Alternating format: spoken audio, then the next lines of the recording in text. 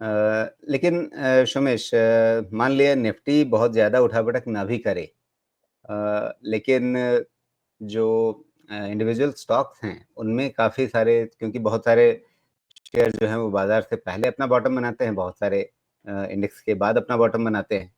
तो क्या कुछ पॉकेट्स आपको ऐसे दिखने लगे हैं जहाँ पर आपको लगता है कि ठीक है, वैल्यूएशन के हिसाब से, टेक्निकल हिसाब से थोड़ा अब ऐसी जगह आ गई है जहाँ पर कंफर्टेबली कुछ नया पैसा लगाया जा सकता है, या अभी वो व्यू बनाना उतना आसान नहीं है? नहीं, है, व्यू है राजीव जी। लेकिन किसी भी स्टॉक को पिक करेंगे 18 मंथ्स का मिनिमम व्यू ले रहा हूँ मैं। मैं जितने भी पोर्टफोलियो में स्टॉक्स को रिप्लेस कर रहा हूँ, मैं मिनिमम 18 मंथ्स, मैं तो ऐसे 3 साल से कम का व्यू लेता ही नहीं, लेकिन मिनिमम 18 मंथ्स का व्यू ले रहा हूँ और सबको यही कम्युनिकेशन है कि इस साल की कमाई हो गई, इससे ज़्यादा कोई आशा नहीं रखें। अब तैयारी अगले और उसके अगले साल की है।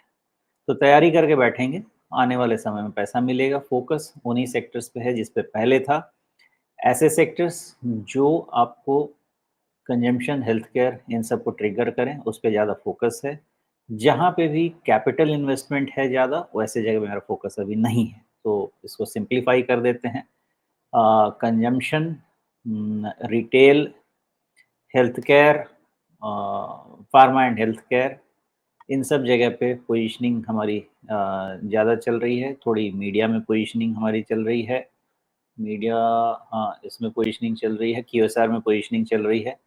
तो जहाँ-जहाँ भी वैल्यूएशन ठीक है, मतलब स्टॉक्स चले नहीं हैं और उनके फ्यूचर का कोई मतलब खराबी तो नहीं दिखती है। तो वैसे जगह पे पोजीशनिंग है।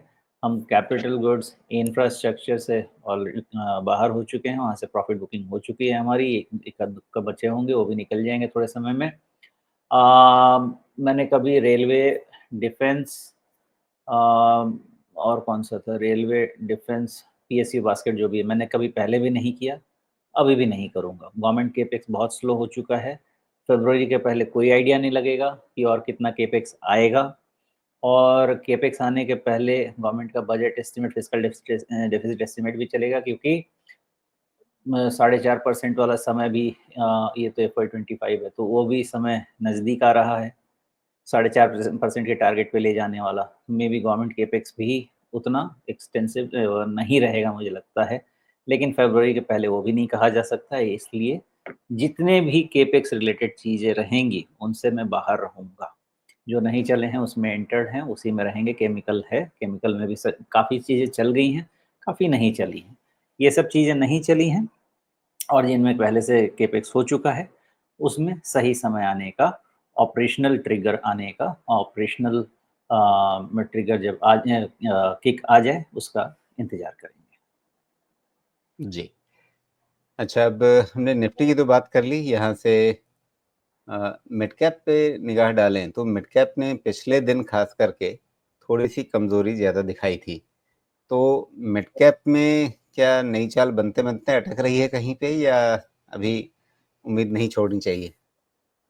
देखिए, मिड कैप ना आपको यहाँ से जितना कंसोलिडेट करें उतना अच्छा, उतना ही ज़्यादा। तो अंदाज़ा लगाइए कि 200 डीएमए करीब 53,000 के आसपास है। अगर वहाँ तक जाके कंसोलिडेट होगा, तो ये आपको रफ़ली उस लेवल पे ले जाएगा जिस समय हम जून जून में थे, जून इस साल में। तो दिसंबर अगर निकल गया तो 6 महीने का कंसोलिडेशन हो गया।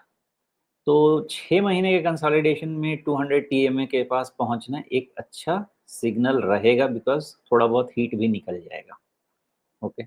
लेकिन उससे डेविएशन भी हो सकता है। तो मिड जी। कैप इंडेक्स लेकिन का शमेश, अंदाज़ा, हाँ, हाँ। जून वाला बॉटम तो 47,000 का है। नहीं, नहीं, बॉटम नहीं कह रहा मैं। अम, जी, मैं बॉटम की बात नहीं कर रहा। 200 डीएमए है 53,000 के आसपास का, और उसको जी, आप पीछे लेके जाएँ तो करीब-करीब जून के आसपास वो लेवल बना बना था, 53,700 के आसपास वाला। जी। तो रफ़ली उस लेवल के आसपास आप पहुँच जाएँगे जहाँ पे आप जून इस साल में थे, ओके? हाँ, चुनावी तो नतीजों से ठीक पहले वहाँ पर उस पॉइंट पे थे। ठीक बाद में, हाँ, पहले, हाँ, सही बात है, ठीक पहले वहाँ पे, पहले बाद में वहाँ पे थे। तो ये जो सिचुएशन है, ये आपको एक कंफर्टेबल सिचुएशन में लाके रख देगा कि 6 महीने का कंसोलिडेशन करेक्शन हो गया। वहाँ पे जाके अगर नहीं टूटे तो अभी तक जो मार्केट का हमारा सिचुएशन चल रहा है ना, जो भी बड़ा फॉल आना होता है 2-3 महीने में होके खत्म हो जाता है।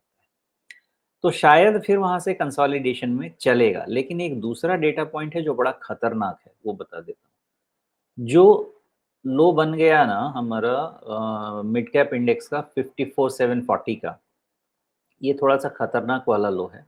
इसके टूटने के बाद मोस्ट लाइकली 53,000 के पास या उसके नीचे ये इंडेक्स पहुँच ही जाएगा और फिर उसके बाद वहाँ से अपनी नई दिशा एवं दशा डिसाइड करेगा। मेरा ऐसा अंदाज़ा है और तब तक अगर मान लेते हैं कि 1 साल निकल गया मतलब अगला जून आ गया, तो फिर ये भी अच्छी बात रहेगी हमारे इस इंडेक्स के लिए कि जून टू जून 1 साल का कंसोलिडेशन करेक्शन हो जाएगा।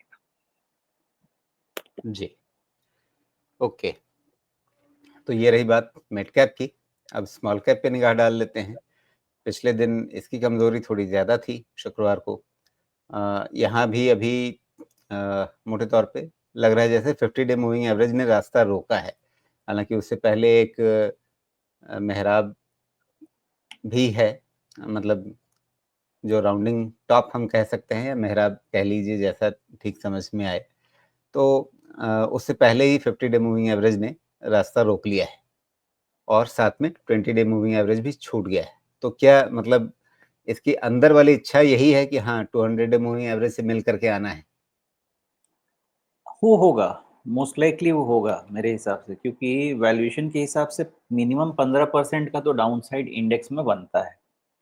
और अभी का लेवल है कितना 56,500 करीब नहीं, 56,500 स्मॉल कैप की बात माइनस कर रहा हूँ।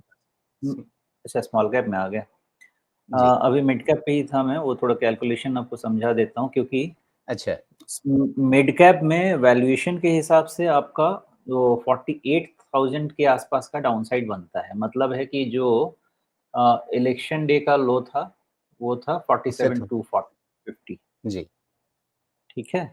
तो वहाँ तक का कूल ऑफ पॉसिबल है मिड कैप इंडेक्स इंडेक्स में, वैल्यूएशन नॉर्मलाइज़ेशन के लिए मैं कह रहा हूँ। तो या तो इंडेक्स 6-9 महीना कंसोलिडेट हो यहाँ पे और अर्निंग्स ऐड करे या यहाँ से 15% डाउन चला जाए। ये 2 में से कुछ एक हो तो फिर ये इंडेक्स सेफ हो जाएगा।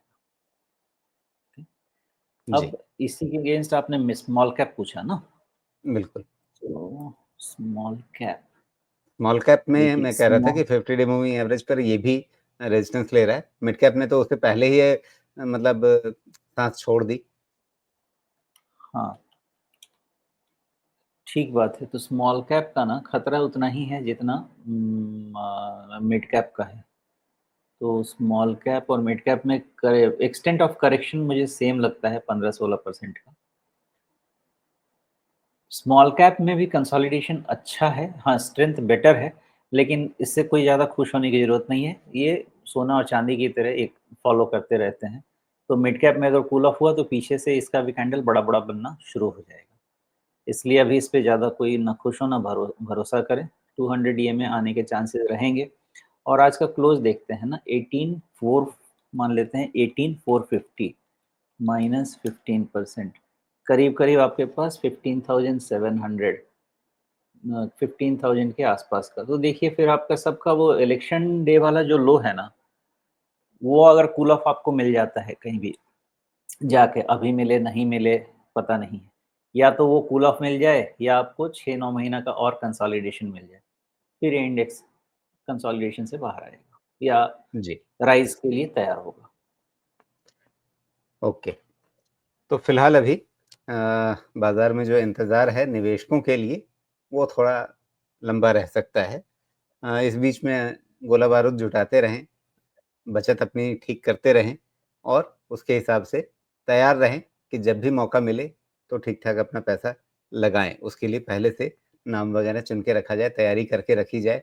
अ, अच्छे शेयरों पे निगाह जमा करके रखी जाए।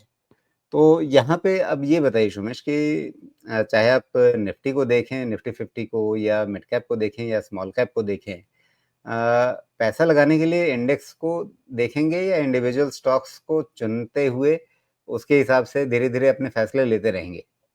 गया ज़माना इंडेक्स को देखने का। देखिए क्या है, ऐसा है कि आपको स्टॉक ही चुनना है, ओके? लेकिन प्रॉब्लम क्या होगी, आप ऐसे समझिए कि आप बहुत तेज़ी से भागने के लिए तैयार हैं, भाग भी रहे हैं बिकॉज़ आपका खुद का परफ़ॉर्मेंस अच्छा है। उसी में क्या होता है, उस दौड़ की रेस में किसी ने पीछे से पूँछ खींच दी, तो थोड़ा आप भी रुक जाएँगे, धीमा हो जाएँगे, लेकिन आप में एनर्जी इतनी है कि फिर आप उसको छुटा के आप आगे निकलेंगे। तो स्टॉक पिकिंग कीजिए, वो आपको रोकने की कोशिश करेगा इंडेक्स, मतलब स्मॉल कैप, मिड कैप आप पिक करेंगे, अगर इंडेक्स में करेक्शन होगा तो आपके अच्छे क्वालिटी स्टॉक्स को रोकने की कोशिश करेगा, लेकिन जैसे ही वो छूटेगा फिर तेज़ी से भागेगा।